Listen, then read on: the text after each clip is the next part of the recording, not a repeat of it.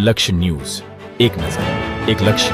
પૂર્વ સાંસદ સ્વ બળવંતભાઈ મણવરના સ્મરણાર્થે ડુમિયાણી ખાતે આયુર્વેદ નિદાન અને સારવાર કેમ્પનું આયોજન કરવામાં આવ્યું.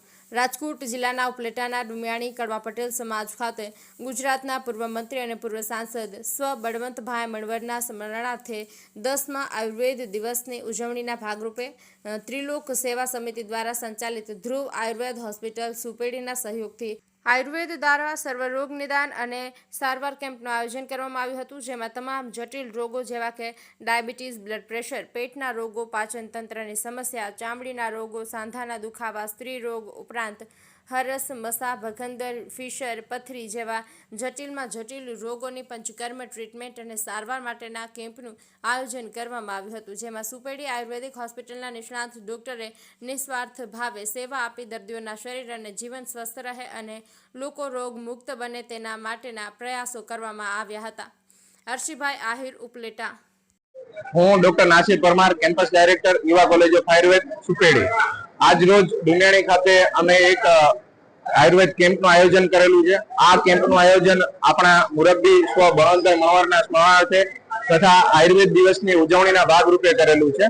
અને અમારા દ્વારા વિવિધ પ્રકારના આયુર્વેદ કર્મો જેવો કે આયુર્વેદનો એક્સપો, ઋતુચર્યા, દિનચર્યા વિશેની માહિતી, સુવર્ણ પ્રાશન અને દર્દીઓને સ્વસ્થ જીવન મળે તે માટેનું માર્ગદર્શનનું આયોજન કરેલું છે.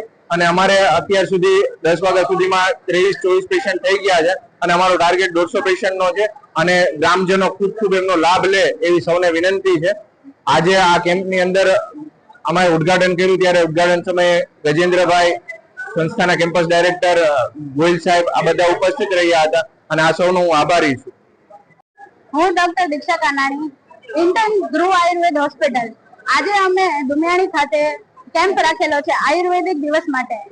અહીંયા એક્સપો સુવર્ણ પ્રાશનનો કેમ્પ લીધી છે.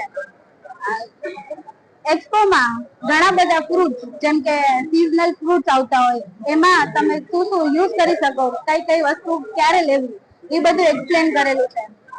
સુવર્ણ પ્રાશન નાના બાળકો માટે ટીપા, એને હેલ્થ માટે, એનું આરોગ્ય કેવી રીતે સ્વસ્થ થઈ શકે એના માટે આ ટીપા પીવડાવવામાં આવે છે.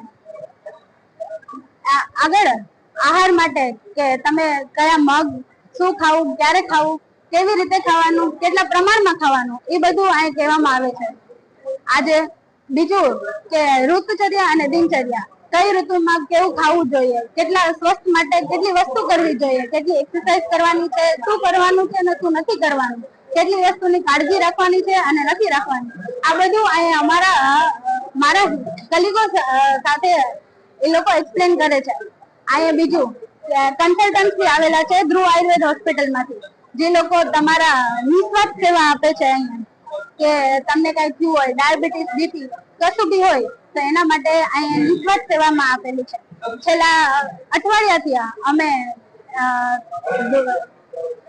મહિલા કોલેજમાં એક કેમ્પ કરેલો આયુર્વેદ દિવસ માટેનો.